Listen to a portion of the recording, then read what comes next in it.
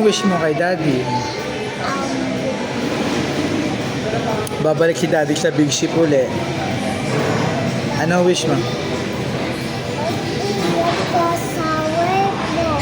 Tingin ka dito. Mag-ingat ka sa work mo. Palagi ka mag-ingat. Mamimiss mo si daddy uli. Aalis na uli si daddy next month. Opo. Minsan, October. matagal, malapit na. Matagal pa. Mga 30 days pa. Labong ba si daddy? Malapit na yun.